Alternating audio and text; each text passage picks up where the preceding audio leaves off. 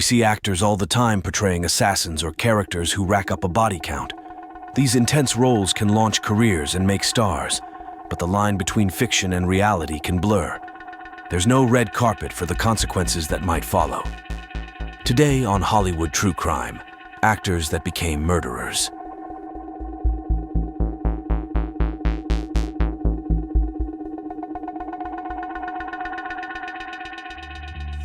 Violence isn't something reserved for criminals. Even celebrities and artists can get caught in situations that turn deadly. From self-defense to freak accidents, tragedy can strike anyone, regardless of fame or fortune. Some actors, before hitting the big time, had already taken a life.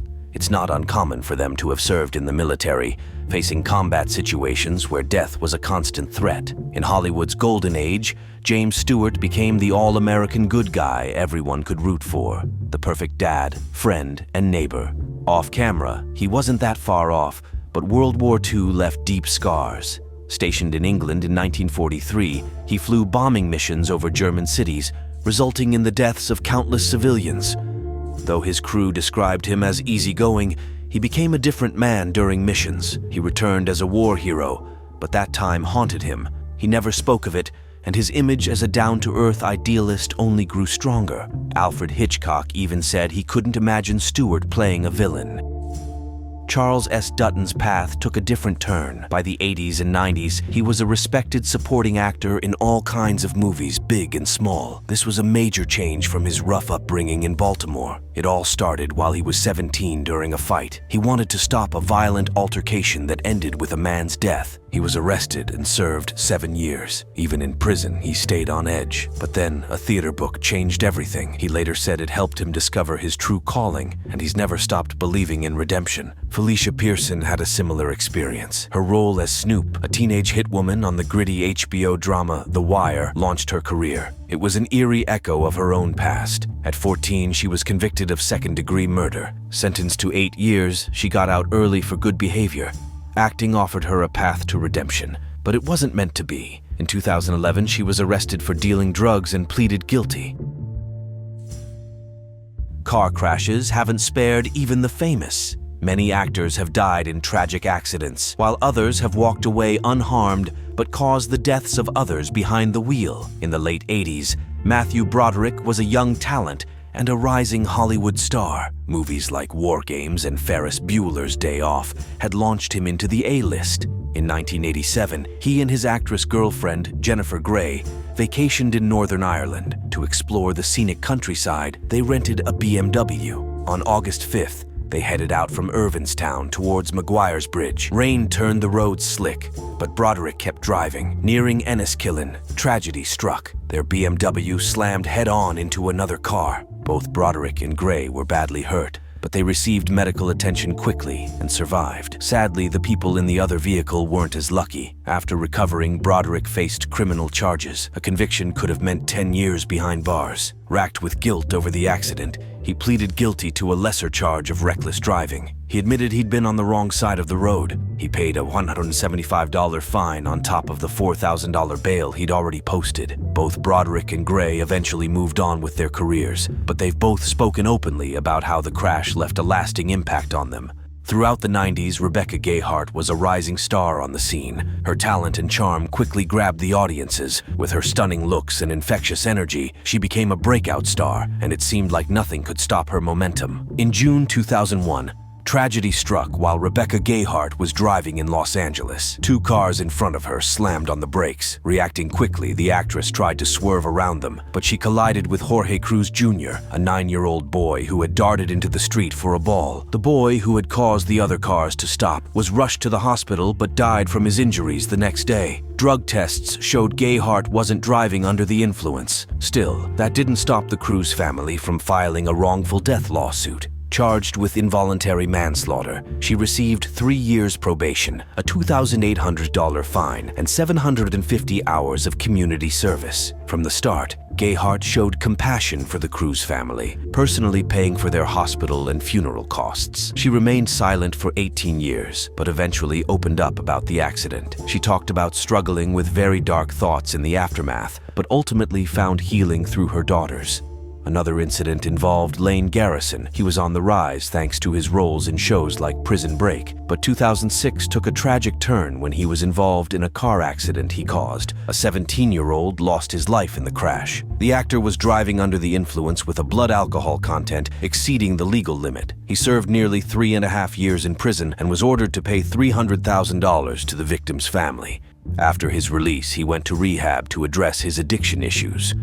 Amy Locane's story took an even darker turn, a rising star in the 90s. She shared the screen with A-listers like Johnny Depp and Brendan Fraser, but in 2010, her name hit the headlines for all the wrong reasons. On June 27th, she was behind the wheel of her Chevy Tahoe in Montgomery, New Jersey, when she slammed into the passenger side of a Mercury Milan. The impact caused the immediate death of 60-year-old Helene Seaman and left her husband, Fred, a New York lawyer, seriously injured. A blood test showed the actress was driving drunk, and she admitted to drinking wine. She was also speeding, going 53 miles per hour in a 35-mile-per-hour zone. Despite apologizing to the victim's family, Locane was convicted of DUI manslaughter. In 2013, she was sentenced to only 3 years in prison. She was released in 2015, but her legal problems weren't over. In September 2020, she was sentenced to another 8 years behind bars because the judge and prosecutors felt the first sentence was too light.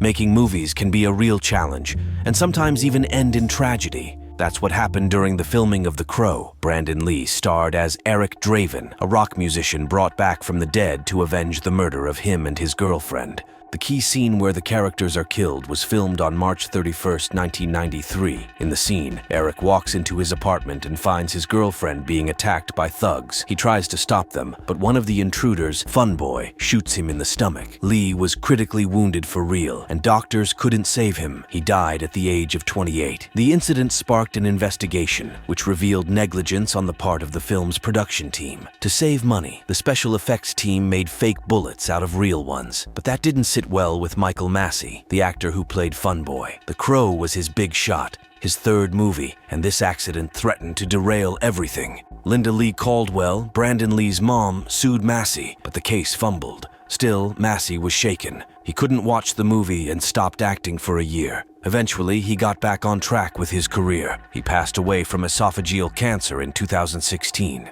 A few years before that, he admitted in an interview that he'd never get over accidentally shooting his friend. There wasn't another accident like that until 2021. That's when A-list actor Alec Baldwin signed on to star in and produce a low-budget western called Rust. Filming took place in New Mexico on October 21st. The crew was setting up a scene in a church where Baldwin's character pulls his gun and fires towards the camera.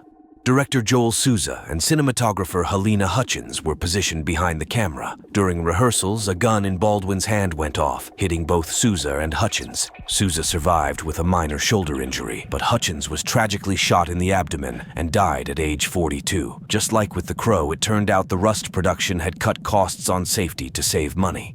Baldwin said from the beginning he'd help in any way he could, but the family of cinematographer Helena Hutchins and the film crew sued him and the other producers anyway. Baldwin was charged with involuntary manslaughter, but prosecutors dropped the case in April 2023. By June of that year, he'd settled the lawsuit with Hutchins' family for an undisclosed amount. Most of the money is likely going to her son, Andros. Hutchins' death sparked a new wave of controversy over guns on movie sets. In fact, many actors and filmmakers are vowing to ditch them completely. While some actors have accidentally caused harm, others have committed crimes intentionally.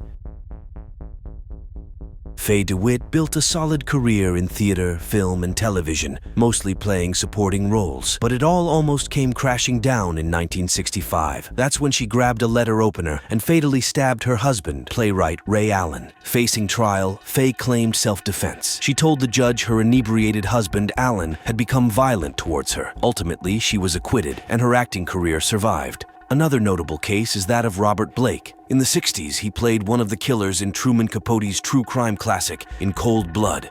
A decade later, he found fame on TV with the detective show Beretta, where he played the eccentric cop. Then came another standout role in David Lynch's mind-bending Lost Highway. Here, he plays a creepy man stalking the main character, who's accused of murdering his wife. Some of those roles seem to foreshadow Blake's own life. In 2001, he was married to Bonnie Lee Backley, his second wife. Their relationship was always troubled. She had a dark past and was known in Hollywood for chasing celebrities. On May 4th of that year, they went to dinner at the Italian restaurant Vitello's. Later, Bonnie was sitting alone in the actor's car when she was shot and killed in the head. The finger pointed right at Blake. He said he'd gone back to Vitello's for something he forgot, but nobody there could back him up. Cops arrested him in April 2002 on charges of murder and conspiracy. They suspected retired actor Ronald Duffy Hambleton was involved. Hambleton claimed Blake hired him to kill his wife. Even though a jury found him not guilty in March 2005, Blake's kids weren't buying it. They sued him in a civil case 7 months later, convinced he was the killer. A judge ordered him to pay them $30 million, which sent him running for bankruptcy court. Blake died in March 2023, echoing his character Beretta's catchphrase, "Don't do the crime if you can't do the time." Another shocking case involved actor Michael Jace. He gained national recognition during the 2000s for starring on the police drama The Shield. Jace's clean-cut image shattered on May 19, 2014, when he made a horrifying call to police. He admitted to shooting and killing his wife, April Denise Lawn, multiple times. He went on to say the couple's 2 young children witnessed the entire tragedy. At trial, prosecutors built a case that this wasn't a crime of passion, but a planned murder. Evidence showed April had filed for divorce after 9 years of marriage, a decision that apparently sent Jace over the edge. Despite expressing regret and apologizing to Lawn's family, he was sentenced to 40 years behind bars. There have been some crazy cases of actors who turned to murder, but Skylar DeLeon's gotta be near the top. He did some commercials as a kid and even scored a bit part on Mighty Morphin Power Rangers, that show everyone remembers from the 90s. But acting wasn't in the cards for him. After a hitch in the Navy, he got married to Jennifer Henderson, but things were rough financially, so they ended up falling into crime. They started with petty theft, but in 2004 they saw their chance for a big score. They set their sights on Tom and Jackie Hawks, an older couple trying to sell their yacht. Luring them to a meeting at Newport Beach Harbor, DeLeon and Henderson showed up with 3 others. They went after the Hawks, forcing them to sign over the boat. Once they had what they wanted, they tied the couple to an anchor and dumped them overboard. The 5-person crew thought they'd gotten away with murder, but in March 2005, one of them cracked and spilled the beans on DeLeon and Henderson. They were both arrested quickly. Henderson got life in prison with no chance of parole. The ex-actor, though, was sentenced to death by lethal injection.